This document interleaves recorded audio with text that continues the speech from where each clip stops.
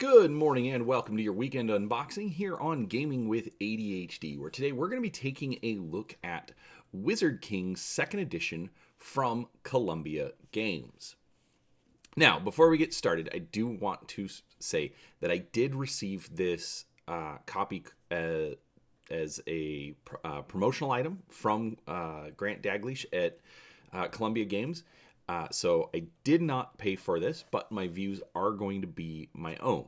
Now, today we're just going to be taking an unboxing. We're just going to look at the contents, what we get out of it, and I'll give you my initial thoughts. Now, what this is it is it's a variant on the hex and counter games that were very prevalent in the 70s and 80s. They are still made today, although their popularity in the board game community has waned a bit. But it is something that I personally have been interested in learning more about. I have a couple of games. I went, we'll say, a little bit more aggressively than I probably should have on those.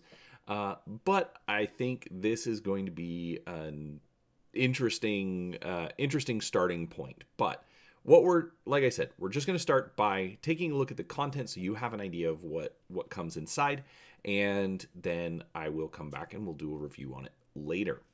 Now, what is Wizard Kings? It is a fantasy battle game with armies of elves, dwarves, orcs, undead, and 3 human armies, the feudal, barbarian, and Amazon.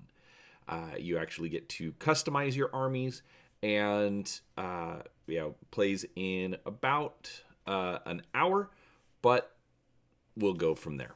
All right, now, last thing before we get started, do make sure you're subscribed to the channel. We try to put out a few videos each week covering all sorts of tabletop gaming content, and I'd love for you to come along and see what we have to share.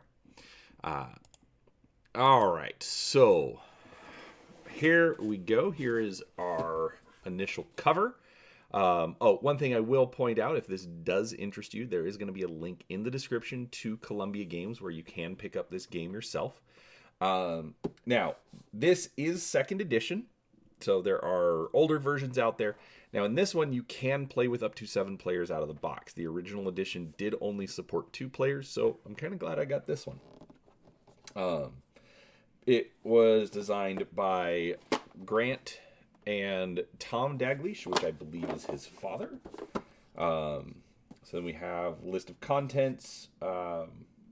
We have the different factions. The fact it includes 4 full-color map boards.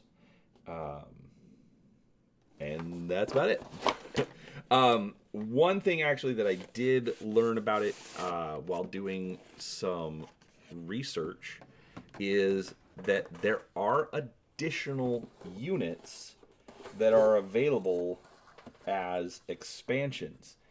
However, they are sold as random packs. So on the Columbia Games website, basically you can go and purchase a pack. It's for Heroes and Treasures. It's only $20. But you're going to get a random assortment of blocks for, let me rephrase that. You're going to get 21 blocks, so it's enough for each army, but you get 3 units. And apparently there's a lot more because there is a large box, the big treasure chest for $250 that gives you 350 blocks and all of the different units in the game. So that is something to keep in mind. But from the amount of the blocks that we get here, I'd say we probably have enough to play plenty of games to get started. Now, the blocks do take the place of the cardboard counters. As you can tell, they're just painted square blocks. We will look at that in a second. And they also include 4 6-sided dice. They're pretty basic, average 6-sided dice. They don't look fancy or special in any way. That's fine. It's D6. If you have a problem with your D6, go buy more D6. It's not like they're hard to come across. All right, so we get a bunch of those. I do like the mix of colors. Obviously, you do need some differentiation for the 7 of them, the 7 different factions. But all right, ooh, I like little catalogs. So we have an idea of what comes out. So they've done quite a few games based on this block system.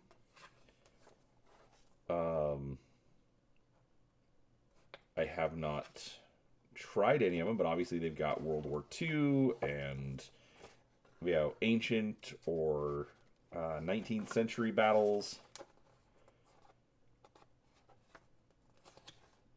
All right, we will look at that more later. All right. This is actually something that actually has me most interested in the game. So first off, this is the instruction book. It's 8 pages. That's it. Okay. I know I've done an unboxing. I have not yet played Vietnam 1965 to 1975. I don't have anyone to play with or a place that I can set it up, so that has been a problem. It's tons of books. It is massive. But it's very much laid out in the same manner as far as the rules are concerned. The same kind of layout. But just being 8 pages, I think this is something that is going to work for my ADHD a lot better and give me a better introduction to those style of games. All right, we then have our maps. Now, Columbia Games, if you're not aware, also is the publisher of the Harn campaign setting for fantasy role-playing games. Notice I didn't say it is a role-playing game, although they do have that as well. But it's just a setting. Now, one thing that's kind of funny about this, so there's lots of fantasy-style names: the Tamas Strait, the Krebix Forest, the Amara Mountains. I did peek into the box before I did the unboxing, and my son and I were looking at it, and we were both kind of wondering, is this set in Harn? And it's not. So that would have been a fun Easter egg, but no. Number on the maps. So this set gives you 13, 14, 15, and 16. So there are 12 other maps. You can purchase them separately. Those run about $20 a pack. Overall, the colors look good. They're relatively simple, but that's fine.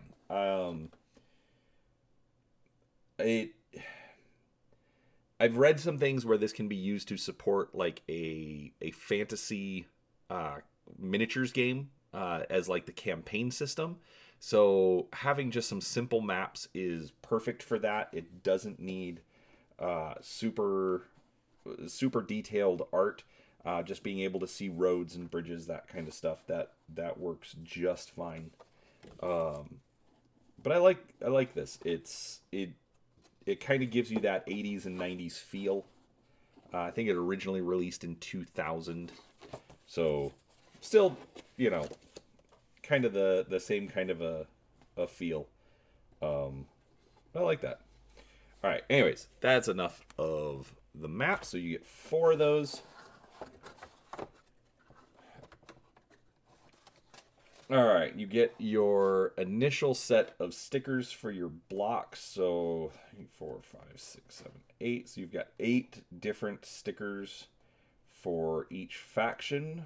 Got a castle, different warriors. You'll notice the little diamonds on the outer edge.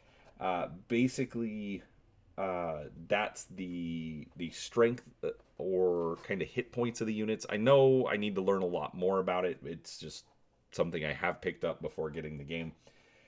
And that's actually kind of nice because it adds a little bit of flexibility to it. It's not just basically they're promoting it as, units are no longer just one hit and they're dead. So you get a little bit more flexibility there. But otherwise, it's decent art. Obviously, it's just a sticker. I'm not going to peel these off just yet. But they seem very thick. Hopefully it's going to be something that sticks very, very well. But yeah, nice and simple layout. And then we have, these look like cheat sheets for the different factions. So our Amazons, barbarians, dwarves, elves, feudal, orcs, and undead. And then another card for clerics. So does everyone have a cleric?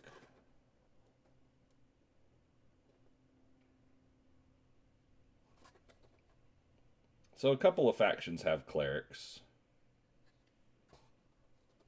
Looks like that's probably just a way to deal with undead or werewolves.